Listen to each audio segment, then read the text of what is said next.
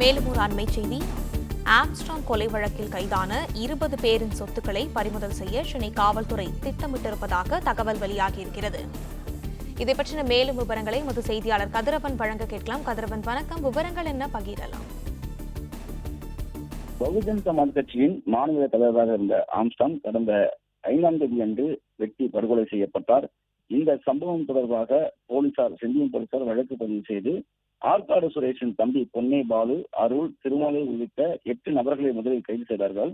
அடுத்தடுத்ததாக அந்த கொலைக்கு மூளையாக செயல்பட்டதாக கூறி ஹரிஹரன், அஞ்சலி, மலர்கொடி, ஹரிதரன் உள்ளிட்ட பலர் கைது செய்யப்பட்டார்கள். தொடர்ந்து இதுவரை 21 நபர்கள் கைது செய்யப்பட்டிருக்கிறார்கள். அதில் ஒருவர் என்கவுண்டர் செய்யப்பட்டிருக்கிறார். இந்த நிலையில இந்த கொலை வழக்குல பல்வேறு இடங்கள்ல அவர்களுக்கு பணம் கைமாறி இருப்பது தெரிய வந்திருக்கிறது. பல லட்சம் ரூபாய் பணம் கைமாறி இருப்பது தெரிய வந்த நிலையில அந்த 20 நபர்களின் சொத்துக்களை பறிமுதல் செய்ய சென்னை காவல்துறை திட்டமிட்டிருக்கிறது. குறிப்பா கைது செய்யப்பட்டுள்ள வங்கி கணக்கு உள்ள பணம், கொலைக்காக பரிமாறப்பட்ட பணம், இதன் மூலம் வாங்கப்பட்டுள்ள சொத்துக்கள் எவ்வளவு என ஆய்வு செய்து கணக்கிட்டு அதனை பறிமுதல் செய்யும் நடவடிக்கையில் ஈடுபட உள்ளதாக போலீசார் தரப்பில் தெரிவிக்கப்பட்டிருக்கிறது.